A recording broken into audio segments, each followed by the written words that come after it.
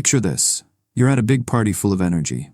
It might be a fancy event in a huge, beautiful house with tall ceilings and shiny floors. Or maybe it's a busy get-together in a city spot with lots of people talking and moving around. It could even be a family party in a sunny backyard with kids running and adults laughing. Everywhere you look, things are happening. You hear glasses clinking together as people raise them. You smell delicious food like warm bread or sweet desserts floating through the air.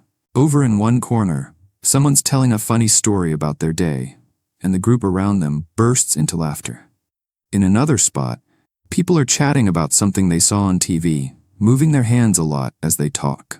For lots of people, this is what life is all about: being with others, feeling like they belong, and having a good time right now.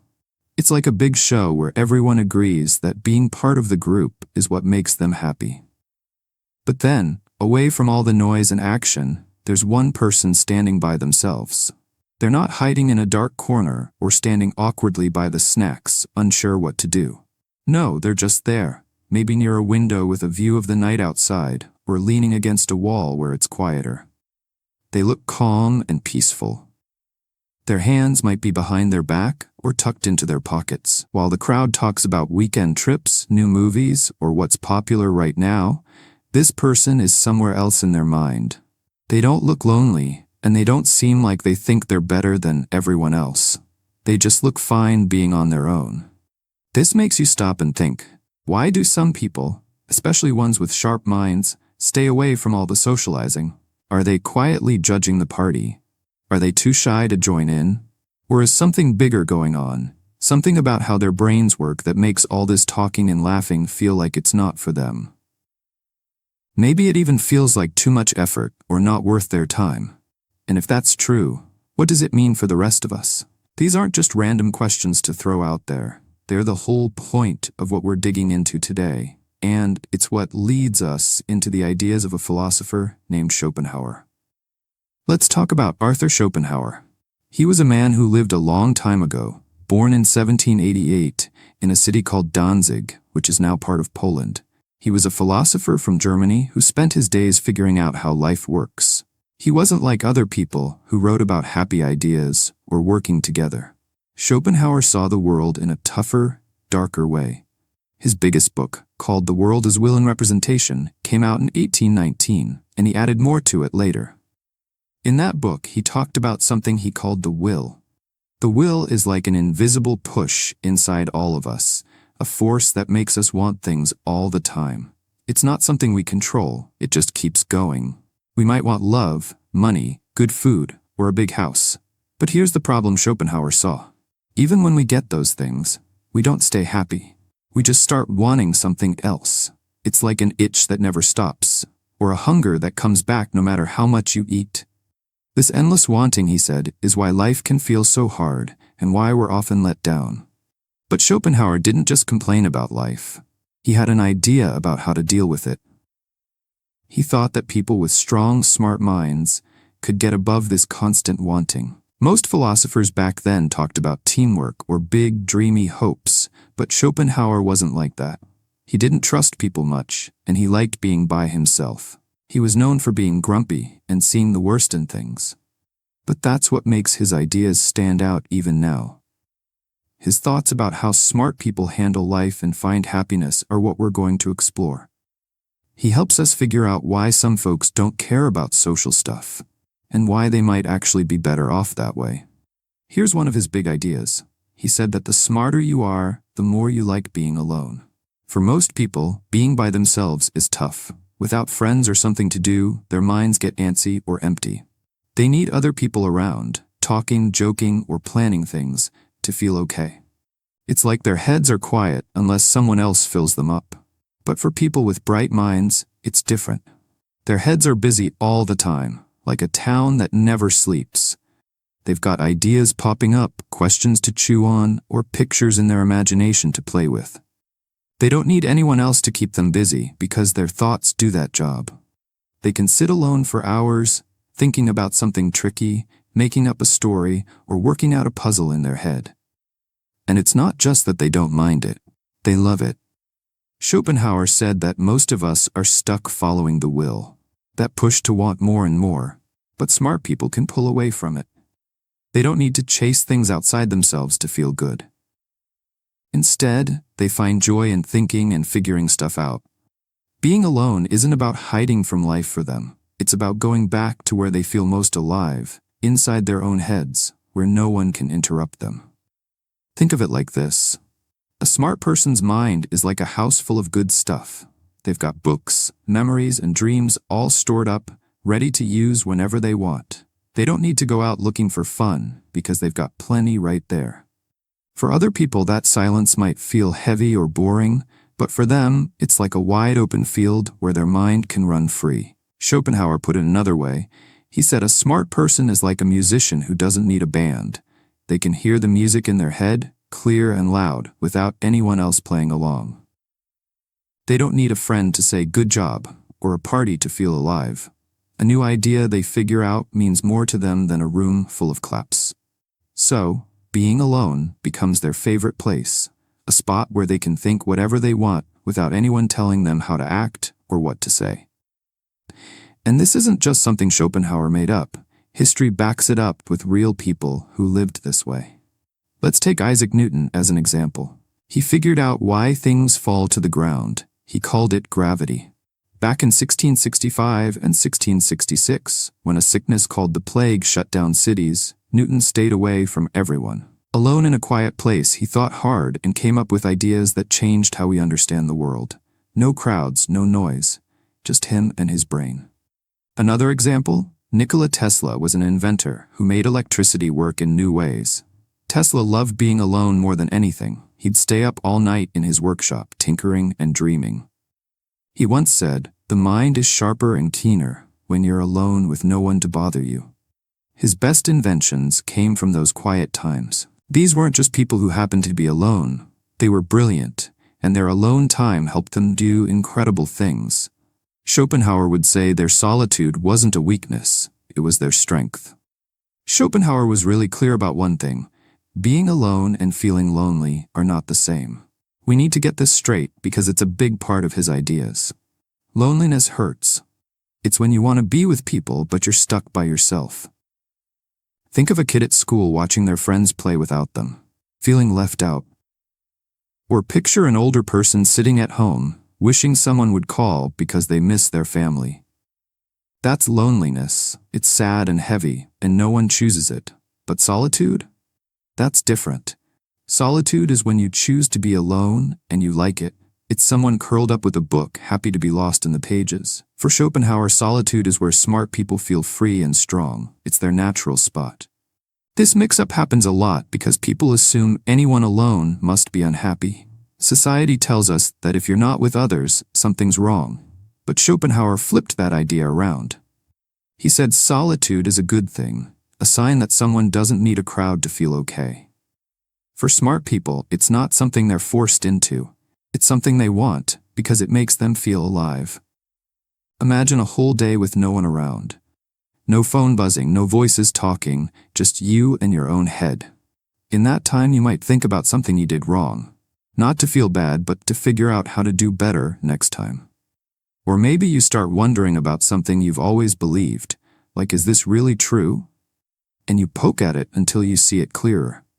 You could even get a spark of something new.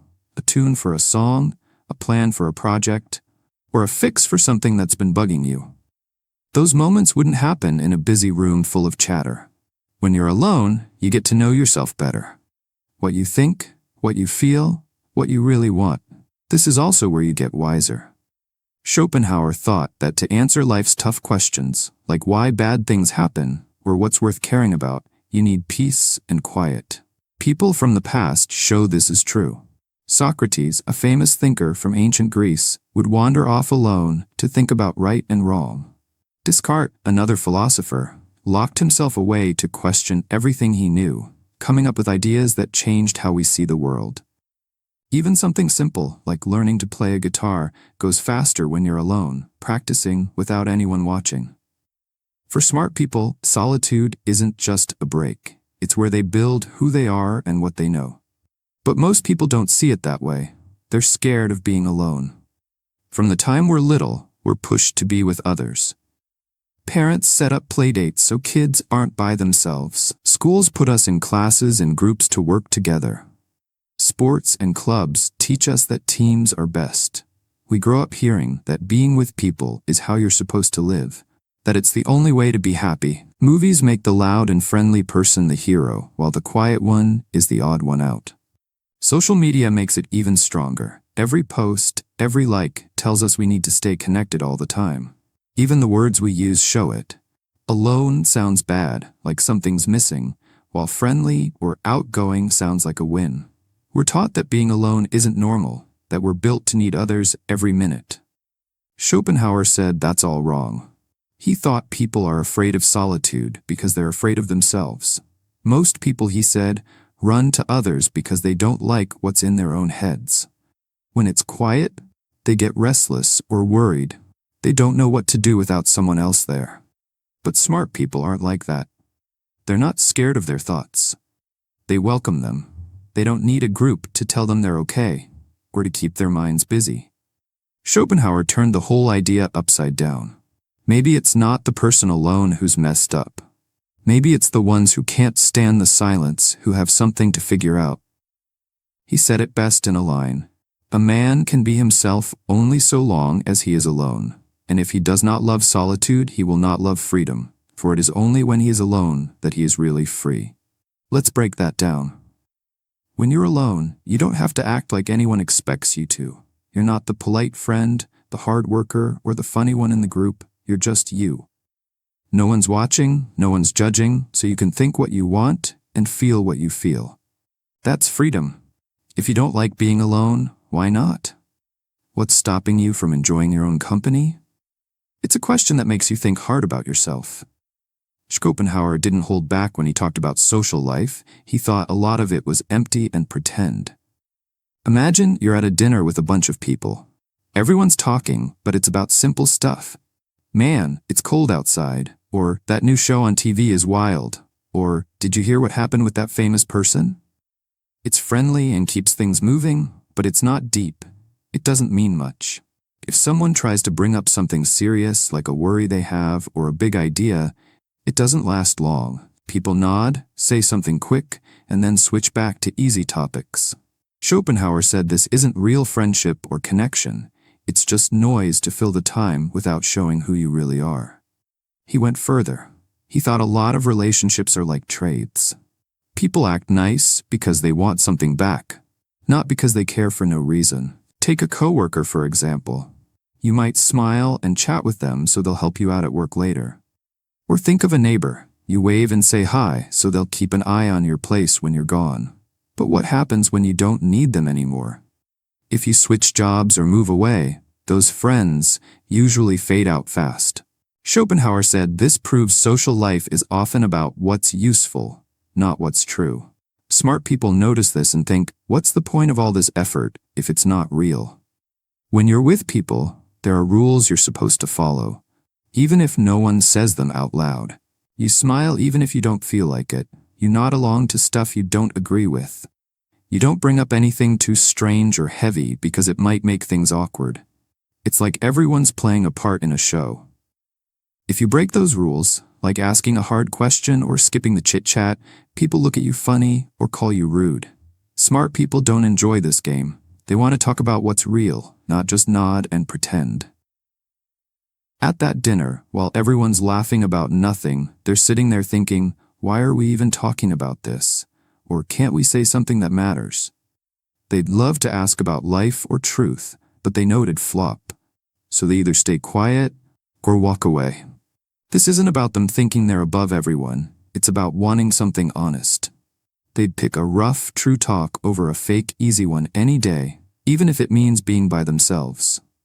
Schopenhauer liked that about them. He saw it as sticking to what you believe instead of going along with the crowd just to fit in. But being smart like this has a tough side. It means you see all the pretend stuff in social life, like when someone's being nice just to get something, or when a group's acting one way to look good.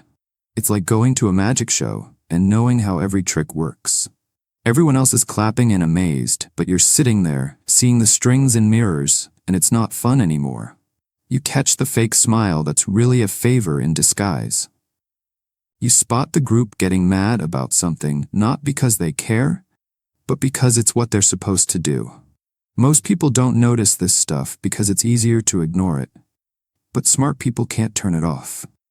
Their brains see too much, and it makes social life feel like a play they don't want to act in. It's too much work for nothing real. For example, they might see a bunch of friends getting upset about a news story. But it's all for show. No one's really going to do anything about it. Or they notice a buddy being extra friendly right before asking to borrow something. It doesn't always make them mad, but it makes them tired. Why keep playing this game when they can see the rules so clearly? Schopenhauer said this is why they step back, not because they don't like people, but because pretending all the time is exhausting and doesn't give them anything worth keeping.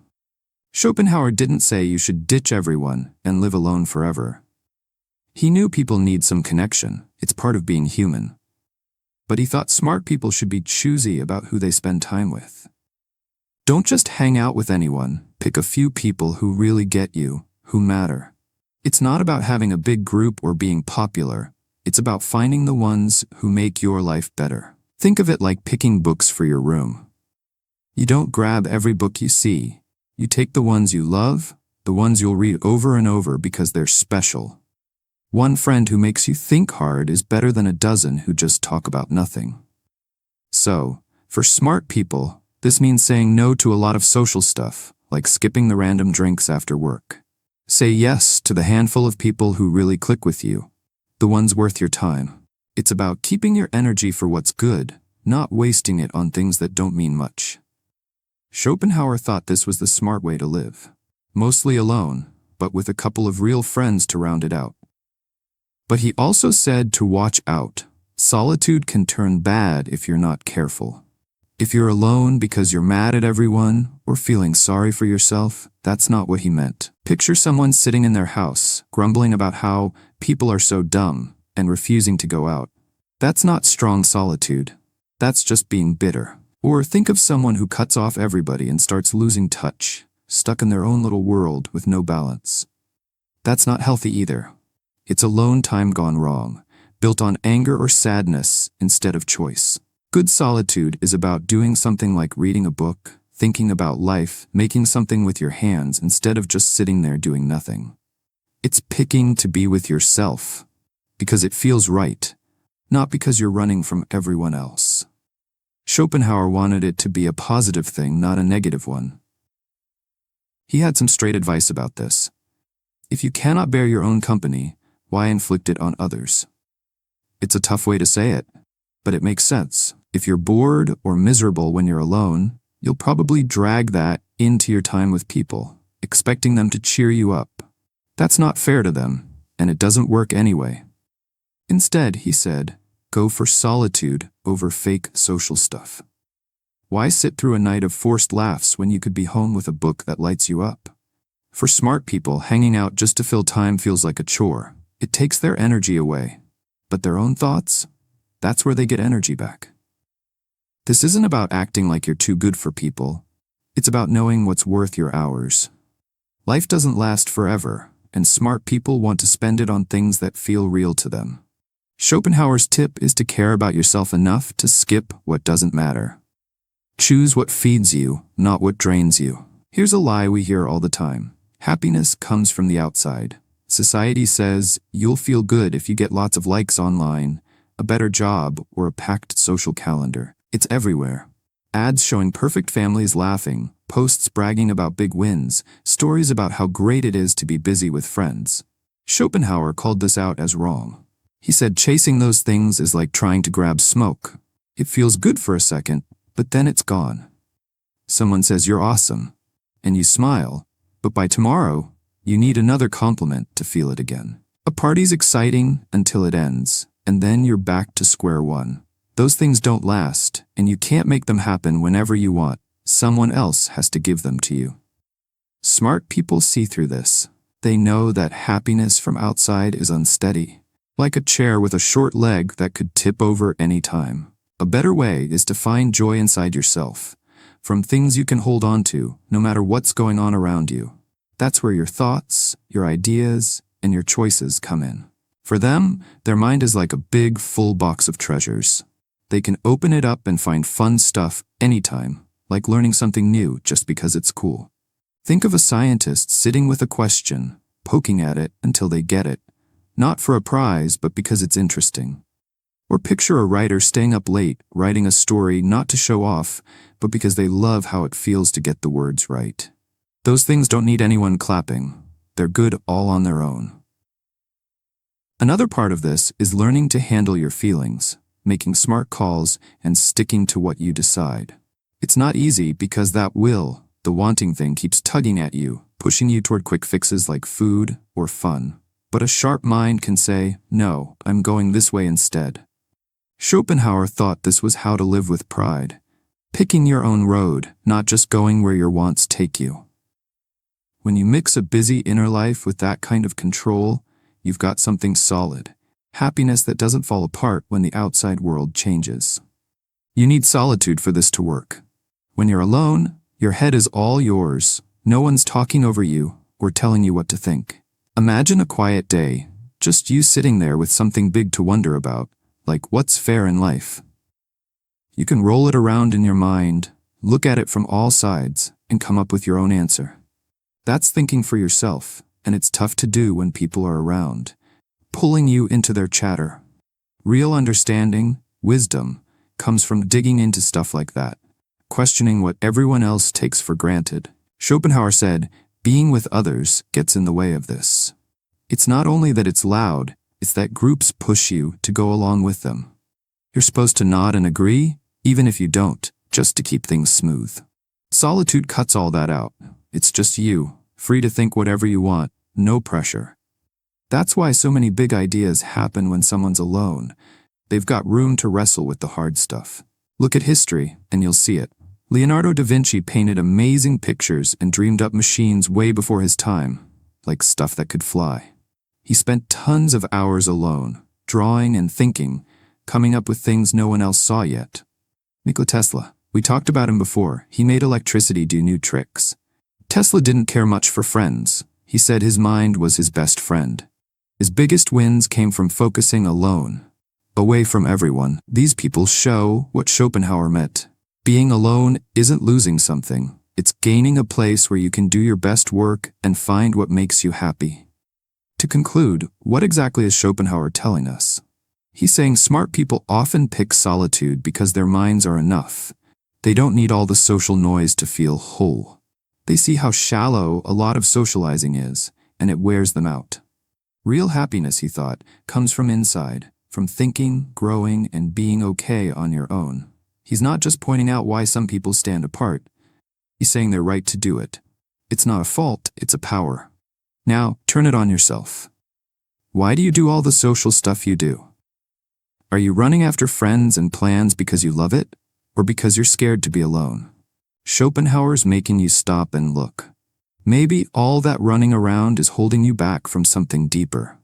He's not telling you to ditch everyone, just to think about what's good for you, not what everyone else says you should want. Try this. Spend more time by yourself, not just to rest, but to start something. Pick up a book that makes you think, ask yourself a big question, or work on something you like. Solitude isn't about being sad, it's about finding your strength. With that being said, thanks for watching, and I'll see you in the next video.